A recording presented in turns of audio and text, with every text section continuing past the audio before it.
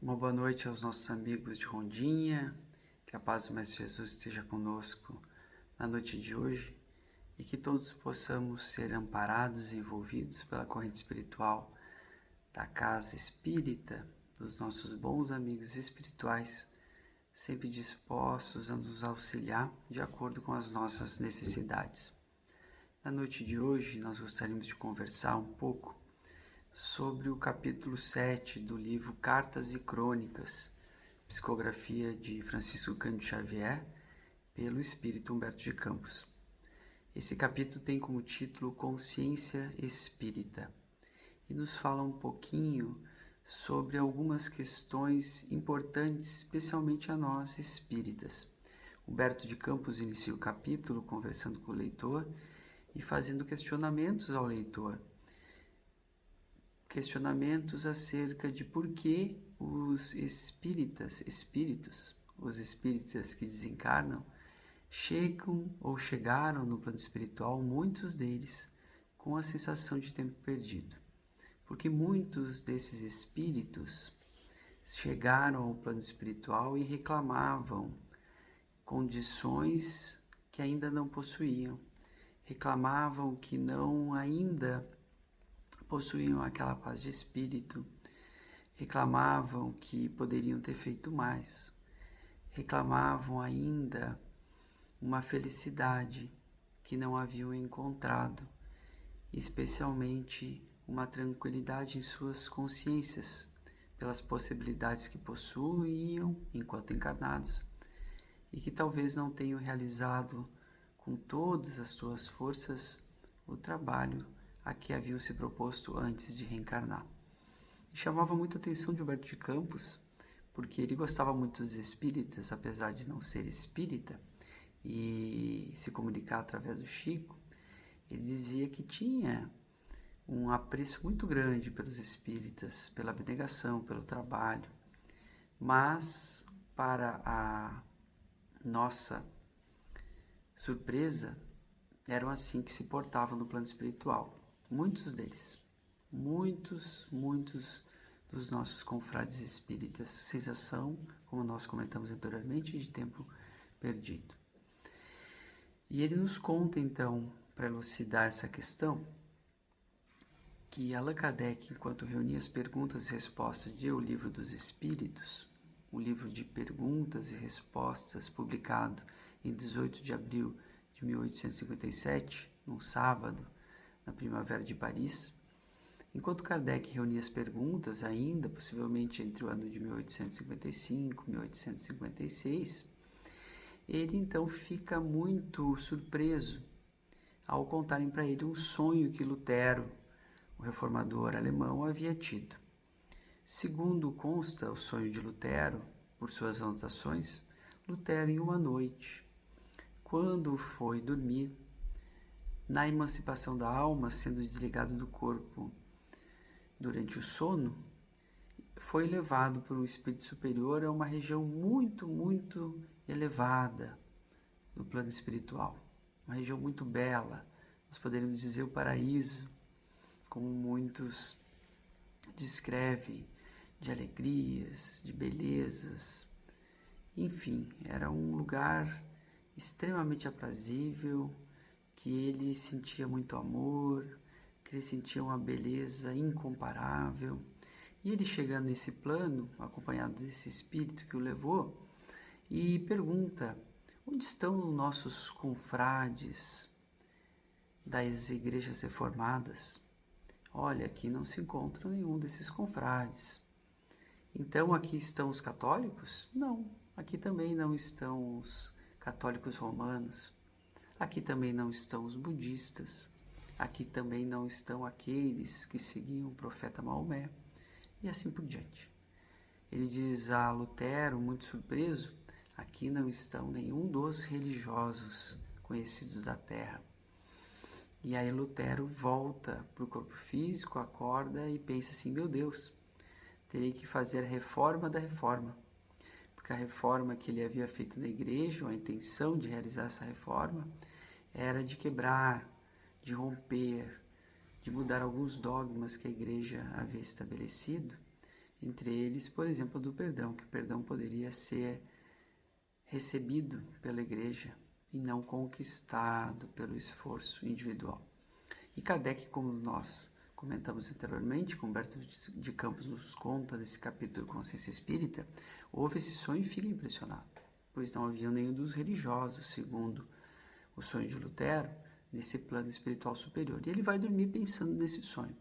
E quando ele dorme, ele sofre a mesma condição de Lutero, de emancipação da alma, algo que todos nós passamos. Todas as noites nós passamos pela emancipação da alma, ou seja, nós nos desligamos temporariamente do corpo físico e travamos relação direta com o plano espiritual.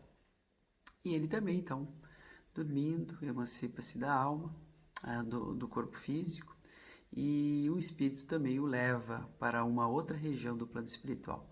Porém, diferente de Lutero, não leva para uma região espiritual superior, o leva para uma região muito inferior no plano físico, plano espiritual, uma região muito triste, de grande sofrimento, extremamente densa. Nós conhecemos como umbral, mas seria um umbral mais grosso, como nos refere Igorina Cunha no livro Cidade no Além. Era uma região muito triste, além daquela apontada por André Luiz no livro Libertação, a Cidade Estranha. E ali ele começa a observar milhares e milhares de espíritos. Milhares de espíritos em sofrimento, ele ouve reclamações, as dores, percebe aqueles espíritos em condições muito infelizes. O ambiente era muito pesado, a vegetação era escura, havia o charco, não havia luz, era difícil respirar, sensação muito ruim. Sensação essa que nós conhecemos no plano espiritual pelas revelações de André Luiz, que não se tratam de ambientes criados por Deus, senão alimentados por aqueles espíritos que ali se afinizam. Ou seja, todos os espíritos que possuem as mesmas sensações, sentimentos, que contabilizam desgraças, que contabilizam erros, que somam-se então aos equívocos dos outros, potencializam aquele ambiente e através do pensamento plasmam aquela região que não é criada por Deus, que é alimentada pelos espíritos. Nós sabemos que quando nós desencarnamos, nós não vamos para algum ambiente, nós permanecemos no mesmo ambiente mental que alimentamos ao longo da nossa encarnação. Não existe céu e inferno, como nos fala Allan Kardec, senão aquele presente na nossa consciência. E Kardec, então, caminhando por aquilo, ele pergunta ao espírito: acaso aqui estarão aqueles responsáveis pela crucificação de Jesus? O espírito vira-se para ele e diz: não, aqueles que foram responsáveis pela crucificação de Jesus aqui não se encontram mais. Aqueles não conheciam nada sobre a espiritualidade. Já tomaram outros corpos, reencarnaram muitas vezes e não se encontram mais aqui. Já estão em outras regiões, ou encarnados ou desencarnados, mas já se recuperaram daqueles equívocos que haviam cometido. E ele pergunta, então, estão aqueles imperadores romanos, Calígula, Tibério, aqueles imperadores que dominaram vários povos, que foram responsáveis por escravizar tantos outros, que cometeram atrocidades no mundo? E diz, não, aqui também não estão aqueles imperadores do mundo conhecido, Tibério, Calígula, dentre outros. Esses não sabiam o que faziam. Também não tinham noções de espiritualidade. Esses já reencarnaram, muitos deles, e já se recuperaram, já se encontram em outras regiões, já venceram a si mesmos. E outros ainda enfrentam reencarnações sucessivas, procurando resgatar os erros do passado, mas esses não se encontram mais aqui. Esses já estão em vias de recuperação individual. Então, Kardec fica impressionado, pois não eram aqueles que haviam sido responsáveis pela crucificação de Jesus e também não eram, então, aqueles imperadores romanos. E ele pergunta, então acaso estarão aqui nessa região, esses milhares de espíritos sofredores que aqui se encontram, meu Deus, quanta dor, quanto sofrimento. Aqui estarão de certo então aqueles que foram responsáveis pela morte de tantos cristãos, especialmente nos 3 primeiros séculos após a morte de Jesus? Aqui estarão aqueles perseguidores dos cristãos primitivos dos primeiros tempos? E o Espírito responde a ele: não, aqui não se encontram aqueles que perseguiram os cristãos, de forma alguma. Aqueles eram espíritos quase selvagens, desconheciam, não tinham noção de espiritualidade. Esses já estão em outras reencarnações, não se encontram mais nessas regiões, esses já se encontram em vias de evolução que não condiz com a posição que essa região apresenta. Então, Kardec fica mais uma vez impressionado. Não estavam aqueles responsáveis pela crucificação de Jesus. Também não estavam aqueles imperadores romanos, nem tampouco aqueles que haviam perseguido os cristãos. E aí Kardec fica pensando, acaso estarão aqueles outros então, aqueles grandes generais de todos os tempos, Gengis Khan, e fica pensando em Átila, o rei dos Hunos, estarão aqueles que eram grandes generais e dominaram e provocaram atrocidades, que mataram tanta gente, que escravizaram, que provocavam todos os tipos de flagelações por onde passavam? E aí o Espírito, não, também não estão aqueles que pensas, aqueles grandes generais de todos os tempos. E aí Kardec fica mais uma vez pensativo. Mas então, não estão aqueles que crucificaram Jesus, não estão aqueles que perseguiram a Jesus, não estão os imperadores romanos, nem tampouco estão, então, aqueles generais, grandes generais de todos os tempos. Porque quando a gente pensa em sofrimento, muitas vezes nos passa na cabeça que aqueles mais violentos, que aqueles que realizaram grandes atrocidades, que aqueles que são tidos por nós como maus, estão nas regiões ou ficarão nas regiões purgatoriais, nas regiões do umbral, durante muito, muito tempo. Mas não é bem assim. E aí Kardec pergunta então, meu irmão, quem são esses espíritos que aqui nós encontramos nesse grande sofrimento? Quem são esses que se rastejam por aqui, esses que sofrem, esses que choram, esses que lamentam, que estendem a mão procurando ajuda? Ah, meu irmão, aqui estão aqueles plenamente educados na verdade e na sabedoria. Aqui estão aqueles que tinham conhecimento do cristianismo. São os cristãos infiéis de todos os tempos, aqueles plenamente educados na verdade e no conhecimento, e que não praticaram. Para esses, a reencarnação se torna trato difícil e de longa recuperação. Kardec fica muito impressionado, pois não estavam ali, então, aqueles que cometeram atrocidades. Estavam ali aqueles que tinham pleno conhecimento da verdade e da espiritualidade e que não praticaram. Retorna ao corpo físico e quando acorda, ele lembra que faz uma pergunta, a pergunta 249 da primeira edição de O Livro dos Espíritos, questão 624 da segunda edição, que é a seguinte pergunta: basta não fazer o mal? E aí o Espírito de verdade responde: não basta não fazer o mal. Não fazer o bem com todas as forças é fazer o mal. Não fazer o bem é fazer o mal. E aí ele faz mais uma pergunta. Mas então, se nós temos conhecimento da verdade, nós temos conhecimento da espiritualidade, todos nós, dentro das condições que nos encontramos no corpo físico, poderemos fazer o bem? Todos estão em condições de fazer o bem, já que não fazer o bem é fazer o mal? Ele responde: todos podem fazer o bem em quaisquer condições que estejam. Somente o egoísta não faz o bem, porque independente do corpo físico que possuímos, das limitações que por acaso temos, fazer o bem não se restringe simplesmente a dar algo a alguém. Isso, frequentemente, é muito mais simples do que outras coisas que se passam no nosso dia a dia.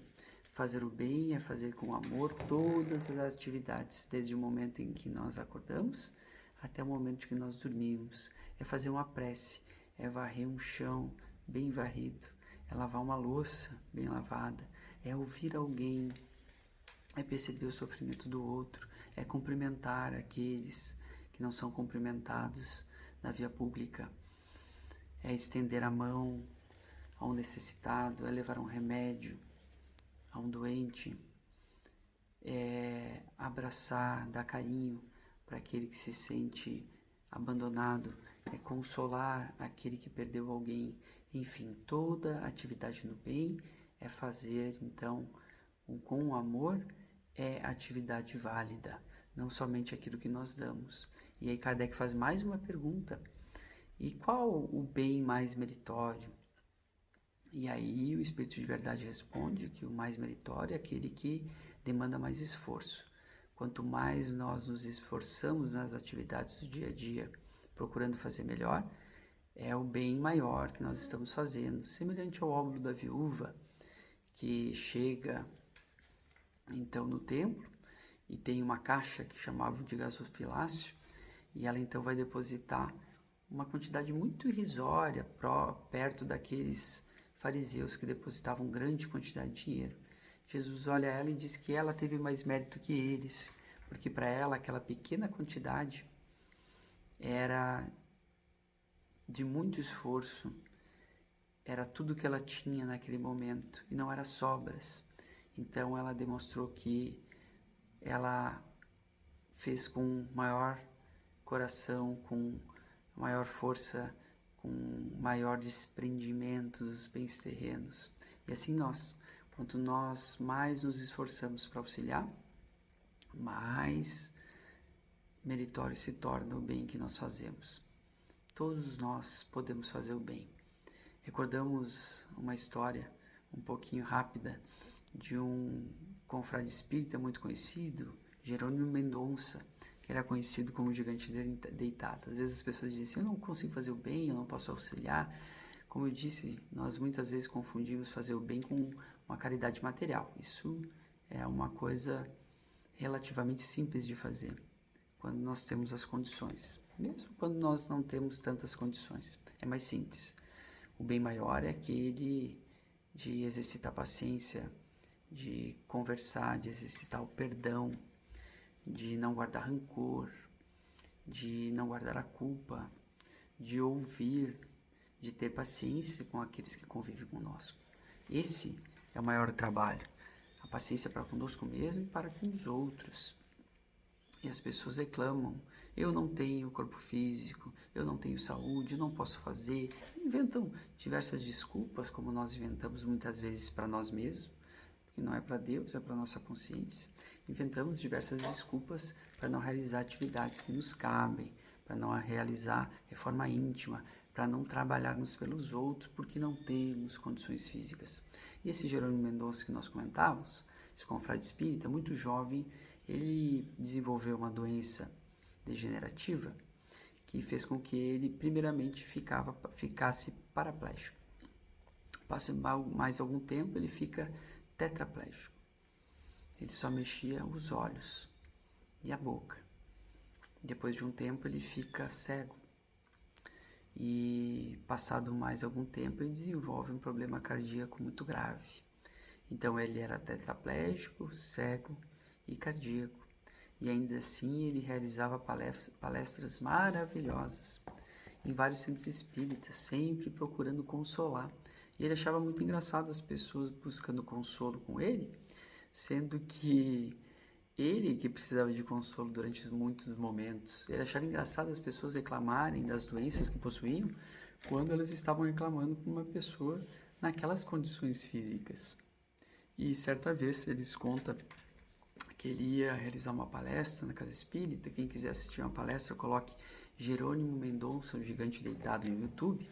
Vocês vão ver algumas palestras dele. É espetacular, falava muito bem, com uma consciência espiritual muito grande, enfim, um grande trabalhador espírita. Certa vez, como nós dizíamos, ele ia fazer uma palestra, então, numa casa espírita, próximo de Uberaba, e ele, então, passa pelo médico, estava sofrendo muito, com uma dor, uma angina muito grande, o médico vai à sua casa e diz assim: olha, Jerônimo, sua vida está por um fio. Você está com um problema muito grave, você já havia tomado vários remédios para o coração, enfim. E sua vida está por um fio. E ele resolve ir para a palestra, mas antes ele passa na casa do Chico. E ele disse que ele ia reclamar para o Chico sobre isso e pedir quase uma autorização para o Chico, moral, para que não fosse realizar o trabalho, porque a vida dele, afinal, estava por um fio. E aí ele chega e conversa com o Chico: Chico, tudo bom, Chico? E o Chico: como é que você está? Eu tô bem. Tá bem? É, tô mais ou menos. Então, como é que você está? Ah, não tô muito bem, Chico. O médico disse que minha vida está por um fio. Aí o Chico olhou para ele, muito sério, e disse assim: Emmanuel nos diz assim que existem vários tipos de fio: fio de nylon, fio de corda, fio de aço. Mas ele diz assim que é para você engrossar o fio. Quem trabalha, engrossa o fio. Muita paz, tira o Z, muita paz. Vai, segue trabalhando e engrossa esse fio. E ele disse que realmente ele foi trabalhar, foi fazer a palestra, engrossou o fio e se recuperou da sua saúde. Então, o recado da noite de hoje é isso, da consciência espírita, que nós possamos aproveitar o tempo que nós temos e realizarmos as atividades do bem dentro do contexto em que nós estamos, na nossa casa.